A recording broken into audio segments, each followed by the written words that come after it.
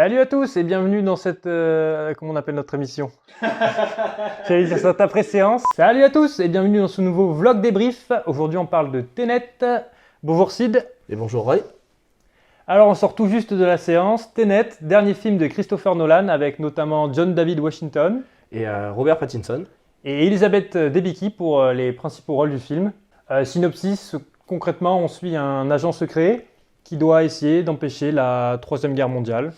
Grosso modo, c'est ça. Dès le début du film, il se passe donc on va dire une scène d'attentat où l'agent secret l'espèce d'agent secret doit récupérer quelque chose, on ne sait pas encore quoi. Et tout le film va s'enchaîner sur justement cet élément qu'il est censé récupérer.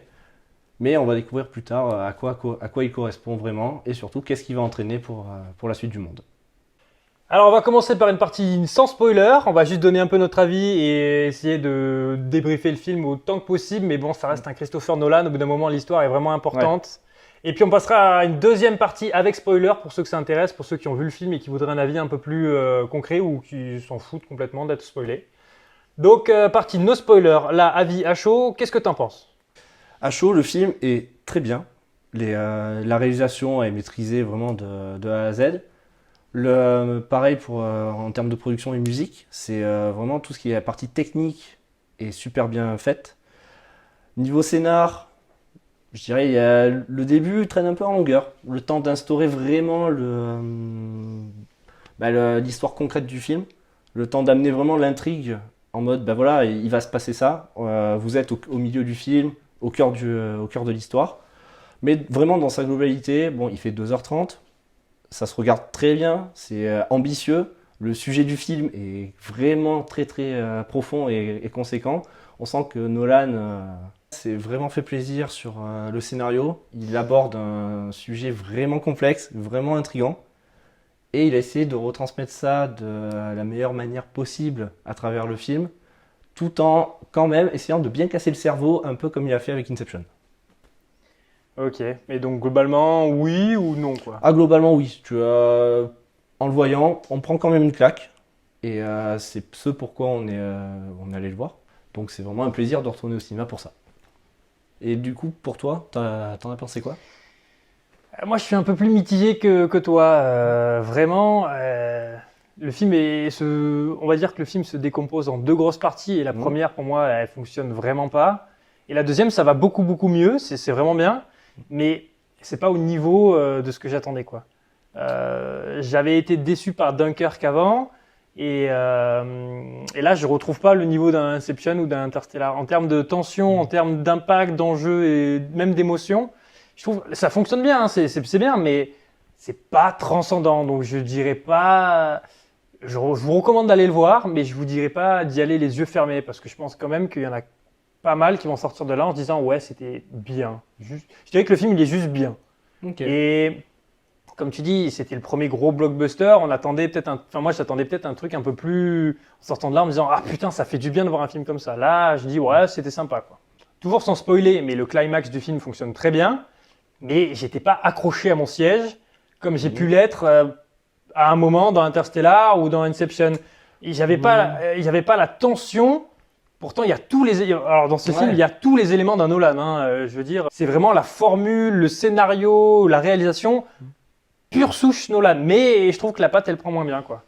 Bah, pour le coup, je suis d'accord avec toi sur la première partie, qui est un peu trop assurée. Donc, on va aller dans différents lieux. Il va se passer plein d'actions différentes. On va aller d'un point A à un point B, à un point C, à un point D, etc. etc. Et ça, je suis d'accord, ça prend pas bien. C'est pas la meilleure partie du film.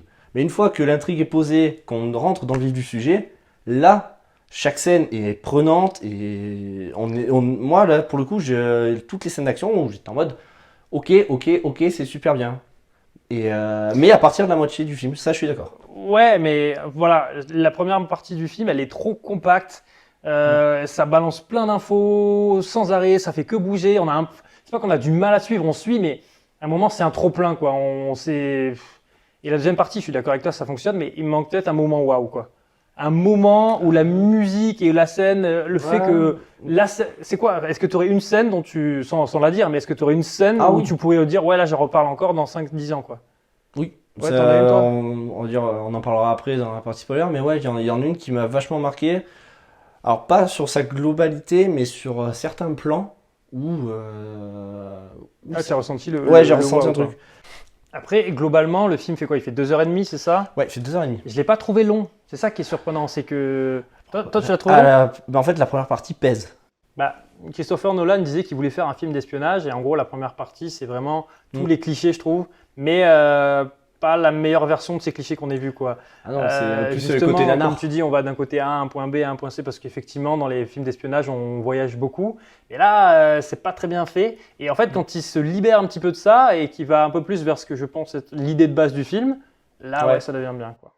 Oui, bah, il a dû vouloir se faire plaisir au début et après dire bon, bah, je reviens à ce que je voyais et à l'approche concrète du film que je voulais proposer. Mention spéciale à Robert Pattinson qui m'a régalé tout le film. Son perso, pour moi, le meilleur d'ailleurs. Il a un style très varié, il se régale, on voit qu'il s'amuse et du coup, bah, moi j'ai Ça, kiffé. ça se ressent vraiment à l'écran et c'est un plaisir parce que il est connu du public grâce à Twilight, il a enchaîné avec certains films et là, on le voit enfin dans un rôle peut-être plus abouti, plus complet et c'est cool de le voir jouer comme ça. Donc au niveau des musiques et ambiances sonores, d'habitude, c'est Hans Zimmer qui est associé à tous les projets de Nolan. Et sur ce film-là, malheureusement, Hans Zimmer est occupé à un autre projet. Donc c'est pas lui qui l'a fait. Les musiques sont très bien. Enfin, on peut pas dire tous les moments d'action, tous les moments de tension, la musique pour moi est présente. Et le fait que ça ne soit pas Hans Zimmer, peut-être c'est un truc bien pour le film et pour la production de Nolan. Parce que d'habitude, Hans Zimmer réalise les musiques avant en lisant juste le scénario. Puis à l'étape de post-prod, il colle toutes les images du film en gros sur les musiques pour essayer de les faire matcher le maximum. Les musiques sont faites avant le film. Voilà. Et c'est ce qui a été peut-être un peu reproché ou une des critiques qui peuvent revenir pour Hans Zimmer, c'est que ces musiques restent génériques. Ces dernières années, les thèmes sont assez semblables et ils reviennent souvent dans ces films. Et c'est peut-être un des petits défauts qu'il y avait à ce niveau-là. Alors que là, avec un autre mec qui fait de la musique, ça peut justement coller en disant le film est tourné et ensuite les musiques sont apportées au film par rapport à ce qui a été réalisé, ce qui a été produit. Et là, j'ai pas ressenti, comme dans d'autres films de Nolan, une musique, pas une impression de déjà vu, mais on se dit, cette partie-là était déjà présente dans les anciens. Alors moi je serais beaucoup plus mitigé que toi sur la musique, je dirais qu'on n'en retient aucune. Il n'y aura aucun thème dans 5 ans, on va se dire putain ça. Alors en fait, je n'ai pas aimé la musique de ce film, elle est très intelligente sur plein d'aspects, et je suis sûr que plein de gens l'auront peut-être pas remarqué. Hein, C'est-à-dire qu'en fait, le méchant est obsédé par son pouls, dès qu'il y a une scène d'action, les tambours représentent le tempo d'un pouls qui s'accélère au fur et à mesure. Ouais, ça, ouais. Et ça c'est vachement intelligent. Mais ça en fait pas une musique que j'écoute dans 5 ans. C'est pas forcément une musique, c'est une ambiance sonore générale. Le mec, il est pas là pour dire je vais composer une seule musique qui est le thème principal. Il va faire toute une ambiance sonore. Oui, mais je suis d'accord avec toi. Mais pour moi, ça s'affranchit pas de ce que Hans Zimmer a pu faire avant. Parce qu'on retrouve. Il y avait le tic-tac de Dunkerque, qui n'est pas une musique que tu pourrais écouter comme ça en C'est une boucle. musique, c'est une ambiance sonore. Oui, mais il y avait ce tic-tac qui te maintenait l'attention. Et là, en fait, c'est pas un tic-tac, c'est un pouls avec toujours du. Ça monte, comme Nolan fait dans tous ses films en fait, ça monte, la musique monte, et tu respires plus. Bon là, je me tenais pas au siège, mais tu respires plus. Mais il y a quand même une musique d'Inception que tout le monde écoute et ça fait genre des années. Quand Interstellar est sorti, on voulait tous la scène où la musique du docking qui n'existe pas vraiment en réalité, etc. Et en même temps, il y avait une ambiance Interstellar quand c'est sorti avec l'orgue et tout. Et ben là, je dirais que c'est peut-être trop la même ambiance sonore. C'est-à-dire, c'est très bien, mais tout le temps la même chose. Si ce n'est l'idée d'utiliser le pouls avec vraiment du toutou, dans la musique du film. Je sais pas, moi, je trouve le travail sur la musique il est intéressant. Je dirais que dans ce film-là, c'est une musique qui est plus au service du film, qui sert justement à comprendre les temporalités, qui sert à expliquer le pouls, etc. Là où dans les films d'avant, tu avais parfois des musiques qui magnifiaient le film. Le film fonctionnait bien sans la musique, mais avec la musique, ça rend la scène encore mieux. Donc c'est une utilisation différente. Mais là, il me manque peut-être un moment, peut-être une petite scène où tu as une musique comme ça. J'ai pas eu un moment où je me suis dit, putain, cette musique-là, je rentre, je l'écoute. Ouais, pour te dire, là, c'est le fait marquant avec la musique. Et moi, la musique, c'est vraiment un truc qui est vraiment important. Voilà quoi. Du coup, pour conclure cette partie no spoil, le film, dans sa globalité, est bien. C'est un bon blockbuster. Il fait plaisir à voir au cinéma. Donc, c'est vraiment une très bonne expérience. Donc, de notre avis général, allez-y. Vous pourrez peut-être avoir une petite réserve Ouais, voilà. si vous sentez que vous n'êtes pas totalement pris. Mais vraiment, dans sa globalité, c'est un bon film. Alors maintenant, on attaque la partie spoiler. Donc, si vous n'avez pas vu le film et que vous voulez pas être spoilé, on s'arrête là. Alors, on va commencer cette partie spoiler avec justement ce qui arrive au milieu du film. Hein. La première scène où au final, le concept d'échange, d'inversion est vraiment utilisé. C'est la scène de l'interrogatoire. Ouais. Et que là, pour le coup, à ce moment-là, quand ça arrive, ça y est, tu te prends la première claque du film. Mais bon, on en est peut-être à une bonne heure quand même, quoi. Ah oui, il s'est passé toute la partie espionnage James Bond juste avant.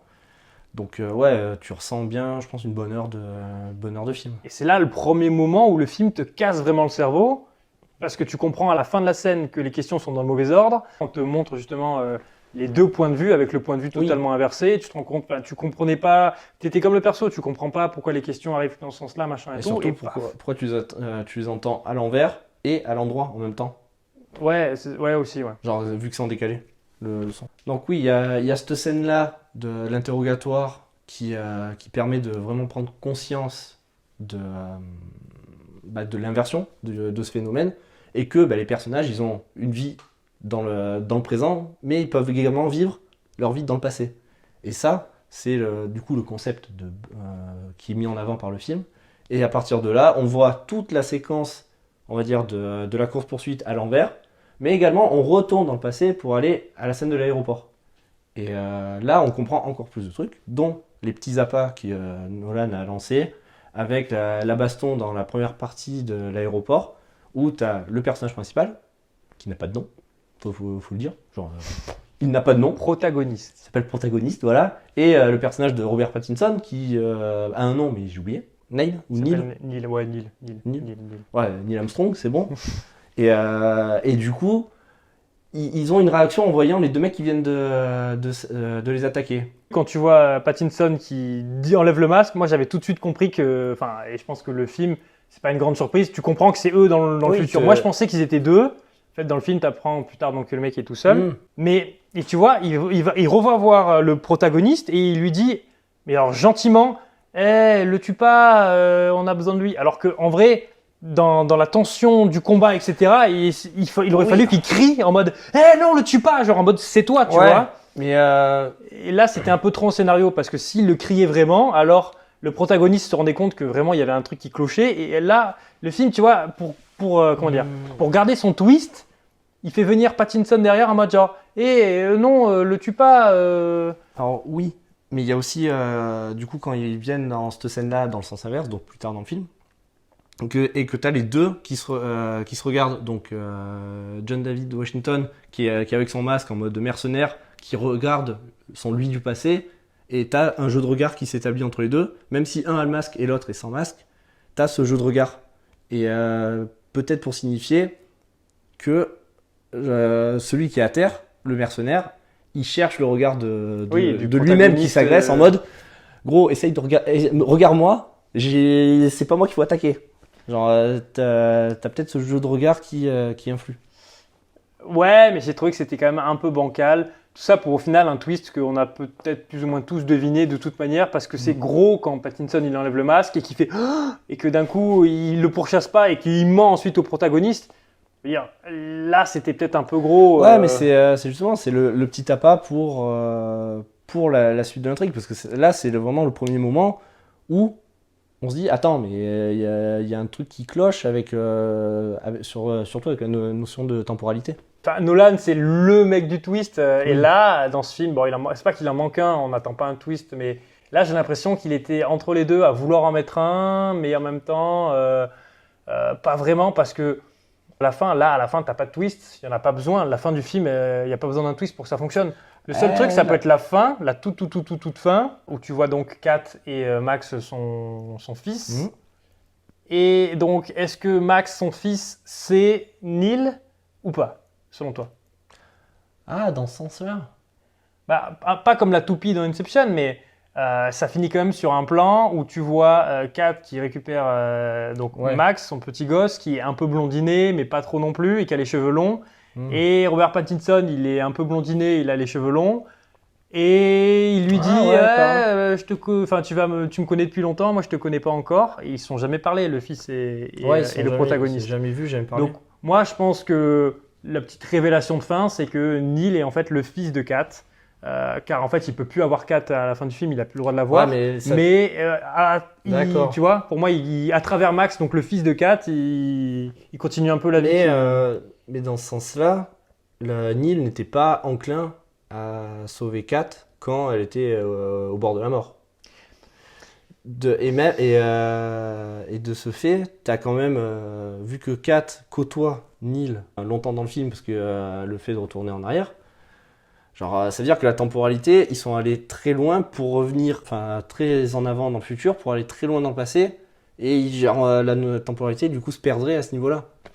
Bah, je pense pas. À la fin du film, t'attends juste que Max, qui est un petit garçon de 8 ans, il en ait 16. Là, Robert Pattinson, dans le film, il a l'air d'en avoir 30-40. Ça fait 15 ans. En 15 ans, t'as largement le temps d'en faire l'homme de main qu'il a dans le film, en fait.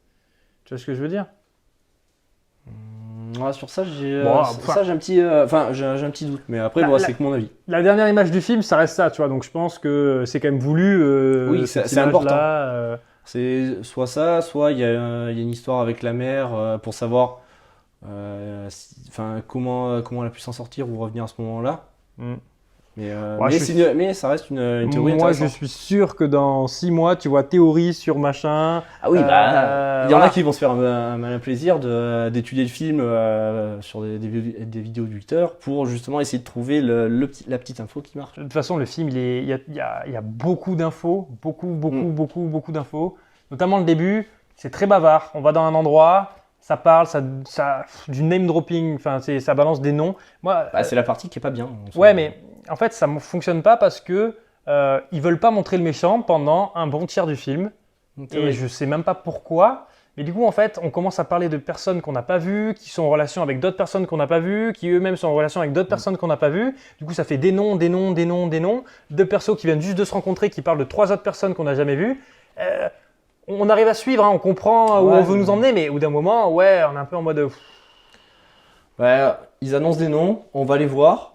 Ces personnes-là vont annoncer des noms, on va les voir. Et au final, bah, ça fait, comme on disait au début, point A, un point B, un point C. Et c'est linéaire en soi. Ouais, mais je comprends pas pourquoi est-ce qu'il veut garder le méchant secret. Parce que pendant ce premier tiers, le méchant, on voit ses jambes, on voit son corps, mais dès que c'est son visage, caché. Comme s'il y avait un espèce de. Un peu à la Interstellar avec Matt Damon, quand tu as eu la révélation de Matt Damon. Ouais. Personne ne savait qu'il était dans le film, Mais, et ok. mais Matt Damon, tu le vois arriver d'un coup. Il est pas teasé. Oui, On sait mais- juste, ouais, il y a lui qui est sur qui est allé sur telle planète, mais c'est tout. Là, on le voit une première fois, une deuxième fois, une troisième fois, sans le voir. C'est peut-être aussi pour faire un hommage ou autre à des films d'espionnage où tu vois toujours le méchant en arrière-plan en mode, tu sais qu'il faut monter un plan, il est là, mais tu vois pas son visage. Et jusqu'au moment où l'espion va le confronter, sans savoir en sachant que c'est le méchant, mais sans le savoir. Et genre, t'as peut-être une connotation à faire là-dessus. En tout cas, le méchant, moi j'ai bien aimé. Son plan n'est pas incroyable, j'ai trouvé, et j'ai pas ressenti la fin du monde imminente comme le film essaie de. Enfin, le film essaie de te la vendre un peu en mode, si on réussit pas, tout le monde va crever, etc. Mais j'ai jamais ressenti vraiment la menace peser sur le personnage. Bah, on va dire son plan vise quelque chose qui est pas palpable pour nous, car c'est pas quelque chose qu'on a pu expérimenter déjà par le passé. Ouais. Parce qu'au départ, le personnage principal dit ouais, c'est quoi? C'est une troisième guerre nucléaire. Et là, t'as la scientifique qui lui explique les prémices du phénomène d'inversion, qui dit non, ça va être quelque chose de plus grand que ça. Ouais, c'est pire, ils disent. Ouais. Et du coup, quand le méchant explique son plan, que les personnes qui sont liées au projet disent qu'est-ce qui va se passer si le plan du méchant va jusqu'à la fin, donc l'explosion d'une bombe, une espèce de bombe atomique, mais version plus, ça va ancrer du coup la réalité, on va dire la réalité du présent, donc qui avance, et celle qui va en arrière. Les deux vont vraiment s'entrechoquer en soi comme un Big Bang ou deux météorites. Et là, bah, ça va faire une giga explosion. Et qui peut réduire les deux temporalités en soi. Je suis même pas sûr que ce soit juste une explosion, hein. Il semble juste dire que tout va s'effacer en mode si tu rentres en contact à un moment, et en fait il explique, il dit si tu peux pas rentrer sinon l'annihilation. Mais tu sais, pour moi c'est limite Spider-Man en mode I don't feel so good et je pars en. Tu vois ouais, peut-être une explosion. Bah, mais je sais pas. tu vois, en fait c'est ça, c'est qu'on. Bon, je comprends ce qui va se passer, effectivement le monde va disparaître, mais j'ai du mal à l'appréhender parce qu'effectivement c'est un concept compliqué, etc. Mais du coup, j'ai un peu du mal à ressentir vraiment une menace, quoi. Mais le méchant, lui, m'a régalé parce que il est sadique, il va jusqu'au bout et puis. Je dirais pas sadique. Il a un plan. Bah, un peu comme en soi, comme Thanos dans le premier Avengers. Enfin, le premier dans Infinity War. Dans Infinity War, ouais. Où il a son plan. On apprend vers la fin du film qu'il a un cancer non opérable, donc qu'il va mourir. Et il est en mode, bah si je peux pas survivre, pourquoi je laisserai tout le monde? Ouais, si je ne peux pas l'avoir, personne ne l'aura. Voilà, et cette phrase, il a dit par rapport à sa femme. C'est vachement bien ça du coup, parce que c'est du foreshadowing, genre on t'annonce avant Voilà. le méchant, et plus tard on reprend le concept. Ça c'était cool. Et du coup, bah, en soi, son plan tient la route. Son ambition tient la route, ses convictions tiennent la route. Sur ça, il y a pas, c'est vraiment un méchant bien écrit de A à Z, avec un bon plan, et c'est bien de voir ça au cinéma. Et pas un méchant qui est là en mode « Haha, je veux juste contrôler le monde ». Ça, on en a assez vu et c'est chiant au bout d'un moment. Ouais, mais bon, il veut pas le contrôler, lui, il veut le... Oui, il veut le raser. C'est tout aussi radical, mais dans l'autre sens, quoi. Oui, mais ça moi, change je veux de tout le monde et moi, je veux plus de monde du tout. Ça change un peu de d'habitude. Les scènes d'action. Parlons-en. Donc, tout à l'heure, je disais, il y a une scène d'action que je vais en garder des souvenirs. C'est l'assaut final dans le désert, sur la base militaire russe. Où il y a un plan en hauteur, et on voit d'un côté les gens qui sont dans la temporalité où ils avancent, et de l'autre, les gens qui sont largués, largués par hélicoptère, mais qui vont en marche arrière. Et ils alternent entre les deux tout le temps. Donc, chaque unité est repérée par une espèce de bandeau sur l'épaule, donc les rouges et les bleus. Donc les bleus sont censés aller en arrière quand on suit la version avant des rouges, et inversement. Et ce changement de plan, à chaque fois, cette vision qu'on a sur chacune des actions, la réalisation, elle est vachement impressionnante. Un exemple, c'est il y a une tour donc on voit qui se reconstruit. De changement de caméra, on voit la tour qui est en train de s'effondrer. Et en fait, on voit que des deux côtés, les unités ont des lance-bazooka et vont tirer en même temps. Et en fait, ça joue là-dessus en mode. Du coup, on voit la tour qui se reconstruit pour se détruire à un autre moment. Et de l'autre côté, on voit la tour qui se reconstruit donc par le deuxième endroit pour se détruire par le premier. Sur ces scènes-là, on est en mode, on fait waouh, ah ouais, ils sont vraiment fait le jeu jusque-là. Ils sont allés plus loin même, puisque en fait, quand tu es chez les rouges et que tu avances dans le temps normal, la musique va dans le bon sens. Et quand tu passes chez les bleus, la musique c'est la même, enfin elle continue mais inversée en fait. D'accord, j'ai pas fait attention à ça. Et du coup en fait ça permet aussi, sans que ce soit visuel avec le rouge-bleu, t'entends des espèces de violons en arrière et tout, tu te dis ok là je suis du côté bleu, hop tu repasses à l'endroit, ça sonne beaucoup plus fluide. Et du coup la création de la musique à ce moment-là ça a dû être quand même un sacré bordel quoi. Alors, je sais pas s'ils ont composé un truc de bout en bout et qu'ensuite ils ont pris cette partie-là, hop on l'inverse, puis cette partie-là on la remet bien, puis cette partie-là on l'inverse. Mais il y a tout ce jeu, tout est inversé, y compris du coup le son et la musique. D'accord, ça j'ai pas fait attention sur le moment. Du coup cette scène elle est vachement bien réalisée, etc. Mais tout ça pour ils se battent contre qui? Enfin c'est pas très clair, tu vois. Genre j'ai l'impression de voir 12 milliards de figurants qui se croisent, pas dans le même sens. C'est impressionnant, c'est techniquement bien et tout. Mais on voit pas assez d'ennemis, on voit pas. Enfin j'ai l'impression que tu balançais juste les deux mecs, ils allaient directement dans la cave, t'avais le même résultat quoi. De ce qu'ils disent, c'est qu'en fait chaque unité est là pour couvrir l'autre. Quand ils disent les rouges, on arrive, on va être là pour protéger la fuite des bleus. Et dans l'autre sens, les bleus sont là pour préparer, pour préparer la fuite des rouges. Donc au final, ils se battent tous les deux contre les mêmes ennemis. Donc forcément, t'en as moins que eux. Ouais, mais en fait, j'ai l'impression que les rouges sont là pour protéger les bleus et les bleus sont là pour protéger les rouges. Tu mets ni les rouges ni les bleus, il n'y a pas de problème en fait. Bah s'il n'y a que les ennemis.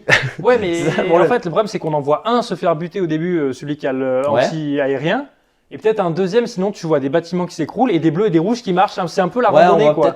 Peut-être un peu moins les ennemis. On voit, on en voit certains, par exemple celui qui va piéger le tunnel. Ouais, mais du coup, au final, c'est un mec bleu qui empêche un autre ennemi on de voit, faire un on truc, voit tu pas vois. beaucoup d'ennemis. Et au milieu de ça, t'as genre Ouais. 50 rouges et 50 bleus qui sont en train de faire leur randonnée, enfin vraiment leur randonnée à côté. Oui, Et- ils se battent tous. En fait, j'ai l'impression que cette scène n'a pas de... Enfin, elle a une justification, etc., mais pas assez forte. En fait, c'était juste pour regarder, on va faire une scène qui est techniquement impressionnante, mais en réalité, la justification, même dans le briefing au début, le briefing, il est pas clair. Même le film, il est un peu en mode genre, hey, regarde pas trop, genre, on va faire ça, ça va être cool, tu vas voir. Quoi. Il n'y a pas que à ce moment-là où le film est un peu, pas je dirais trop bancal, mais où c'est en mode, bon, on va dire que ça c'est comme ça, laisse-moi tranquille et apprécie ton spectacle, quoi. Ouais, là j'ai un gros reproche à faire au film, c'est que vraiment, et ce qui se passe dans ce film, c'est pas non plus, c'est compliqué à appréhender, mais c'est pas non plus incompréhensible. Non. Et t'as ce moment où t'as Neil qui fait juste le paradoxe du grand-père. Genre tout le monde comprend le paradoxe du grand-père. Genre Ouais. si tu retournes dans le passé pour tuer ton grand-père, alors tu n'es pas né, donc tu ne peux pas retourner dans le passé. Et bon voilà, paradoxe, il y a pas de. Donc mais c'est un truc, on a tous depuis Retour vers le futur, enfin on sait tous ça, c'est un Oui, truc. ça fait partie de la culture. Et du coup genre Robert Pattinson nous dit paradoxe du grand-père, il nous l'explique exactement comme je viens de le faire, et ensuite il dit un deuxième truc, et puis il dit ça y est, ton cerveau il fume là, allez hop, je retourne me coucher. Mais notre cerveau à nous, il fume pas du tout. Le paradoxe du grand-père, c'est vachement facile à comprendre. Oui. Et donc il est un peu en mode ta gueule, c'est magique, arrête de poser trop de questions. Mais ça apparaît, on va dire, avant le retour à la scène de l'aéroport, qui pareil, pris de bout en bout, c'est-à-dire dans le sens avant et dans le sens inverse, qui reste vachement bien maîtrisé. Et avant ça, il y a eu toute la scène de l'interrogatoire, toute la scène où il fait la course-poursuite en voiture en arrière. Donc à ce moment-là, tu es en mode, ton cerveau, il fait quoi ? Qu'est-ce que je viens de regarder ? Qu'est-ce qui se passe ? Et là, il sort cette explication. Donc c'est en mode, au fait, je t'expliquais ce qui vient de se passer, c'est bon, ton cerveau, il a bien compris. Il y a plusieurs moments, il y a des cuts très très rapides, Oui. tu comprends pas trop ce qui se passe, même à la fin, le crochetage. Le crochetage, il arrive, à un moment, la porte, elle est ouverte. Et vraiment, j'étais en mode, waouh. Plus tard, il t'explique que c'est l'autre qui va y retourner pour le crocheter. Ah non, ça c'est compréhensible. Quand tu vois quand en fait, le fait, ils arrivent devant la porte, elle est fermée, ils voient le méchant Russigor qui est en train de faire des trucs avec la bombe. Et là, on voit un cadavre par terre. Oui, non, mais tu comprends. Et tu sais, ça pue à 300%. Oui, non, mais j'avais deviné ce qui allait se passer, mais le moment où ça se fait, le moment du crochetage, c'est un micro-cut d'une 0,2 secondes, et en fait, tu as le son qui te fait dire... Et là, tu te dis, ok, c'est déverrouillé, mais on l'a pas vu, tu vois ce que je veux dire ? En fait, tu le vois ouvrir, donc il est de dos. Là, ça repasse version protagoniste. Et en fait, quand on retourne la caméra, on voit l'autre qui est en train de partir. Et lui, il se retourne et il voit celui qui a ouvert qui est en train de partir. Donc en fait, tu vois jamais son visage. Mais qui c'est qui s'est pris la balle au final ? Ben Neil, c'est Neil qui meurt à la fin. Ouais, mais du coup, enfin, il y a le mec qui dit, il va tirer, t'entends, poum, quelqu'un s'est pris une balle. Et ensuite, t'entends, clic. Et là, la porte, elle est ouverte et t'as déjà un mec qui est à moitié dans la pièce. Et pour moi, il y a un problème de cut pour la compréhension. Genre, une fois plus tard, avec les explications de Neil, tu sais que c'est lui qui fait tout ça. Tu sais qu'il le fait, mais je ne l'ai pas vu le faire à un moment dans le film. Je sais pas, moi, c'est genre, j'ai entendu pan, boum, clic, et on me dit, et la scène d'après, c'est, et au fait, c'est ouvert. Ouais, mais les cuts et les mouvements de caméra te montrent l'enchaînement. Moi, sur ça m'a pas trop Oui, mais choqué. le problème que j'ai, c'est que normalement, si ce perso arrive, on l'entend arriver, quelqu'un se retourne, le voit et dit « Oh putain !» Là, c'est personne, enfin, il n'existe pas dans l'univers et d'un coup, il est devant le flingue et il était en train de crocheter. Crocheter, même s'il est plus rapide que l'autre parce qu'il dit que c'est facile, ça doit lui prendre un... Enfin, tu vois, il y a un petit problème de cut et je pense que le film, justement, avec ses clac, clac, clac, clac, c'est genre, pose pas de questions, au fait, c'est comme ça, quoi. Moi, je l'ai vraiment ressenti comme ça m'a un peu gâché ce sacrifice, justement, parce que c'est le sacrifice de Neil, etc. Et là où c'est mieux, c'est qu'au final, tu l'apprends, il est encore en vie, il sait qu'il va se sacrifier, donc ça marche. Mais le moment même où tu le vois mourir, bof, quoi. Ouais, mais je sais pas, moi, sur le moment, ça m'a paru... les enchaînements de temporalité qui arrivent un peu avant, un peu après, ça m'a pas trop dérangé. Du coup, je voulais faire un parallèle avec Memento, où... le début du film, il se passe des actions, le personnage est perdu, on est perdu nous aussi. Et plus on avance dans le film, plus on voit des flashbacks pour montrer telle scène, ça correspond à telle scène. Et hop, hop, hop, on se rapproche du climax qui se retrouve au milieu du film. Donc le film est en effet miroir. Et là, c'est un peu le même délire, où en disant, on avance, on a des scènes, on avance, hop, on nous explique le principe d'inversion. Et on revit les mêmes scènes, mais en miroir, en inverse. C'est niveau construction, je trouve que c'est un peu la même chose. Ça permet justement une meilleure compréhension du film après un premier visionnage. Chose que pour moi, genre sur Inception, je n'ai pas, où il faut voir le film plusieurs fois pour revivre les scènes et bien tout comprendre, bien analyser. Là, tu peux revoir le film à la fin du premier visionnage. Comme tu as déjà vu toutes les scènes dans un sens et dans l'autre, tu arrives quand même à comprendre la globalité du film. Donc on a dit pour Robert Pattinson, son jeu change totalement des films qu'il a pu faire avant. À travers le film, en fait, il évolue. À travers l'avancée du film, on voit l'évolution de son personnage, son jeu se dévoile, ses connaissances se dévoilent, et franchement, c'est super bien fait. Il commence par jouer le débile. Enfin, au début, en fait, il apparaît complètement bourré la première scène, etc. C'est surprenant. Et au fur et à mesure, il est de plus en plus sérieux et de plus en plus calme aussi, j'ai trouvé. Au tout début, il est un peu foufou, il a plein d'idées, et t'as l'impression que il veut faire passer et au fur et à mesure, en fait, je pense que son personnage, lui, se rend compte qu'en fait, il arrive bientôt au moment que lui sait qu'il va arriver, au moment où il va devoir dire au revoir à limite, si ce n'est pas son meilleur ami, à un père de substitution, quoi. Et vraiment, Pattinson joue bien tout au long du film un perso qui évolue. Là où le protagoniste est un peu plus, il joue très bien, hein, mais c'est un peu plus, il y a moins d'évolution dans son personnage. Non, lui aussi, il prend conscience au fur et à mesure de l'importance de ce qu'il est en train de vivre, mais beaucoup plus lentement, parce qu'il n'a pas tout le recul que Pattinson peut avoir, car Pattinson, il a déjà fait tout ça. Le méchant, il tient la femme avec cette excuse du tableau. Ouais. En fait, c'est quoi? Elle va finir en prison ou sa réputation, elle est foutue. Mais en fait, à un moment du film, j'étais en train de me dire, mais c'est toujours mieux que de vivre avec un mec qui te bat, qui te prive de liberté. Enfin, tu vois ce que je veux dire? Tu es déjà privé de liberté. Ouais, mais il y a son fils. Et elle, tout ce qui lui importe, c'est son fils. Ouais, mais et justement, elle le montre. Et lui aussi lui dit, c'est que, si tu choisis, tu peux dégager, mais je garde ton fils. Ou alors tu restes et tu as accès à ton fils. Je trouvais que c'était un peu bancal parce qu'au début on recherche ce tableau un peu pour rien et finalement ce tableau c'est le truc qui l'a fait tenir et j'ai vite fait sorti ça de mon cerveau en me disant bon elle doit rester parce que voilà quoi. T'as le climax où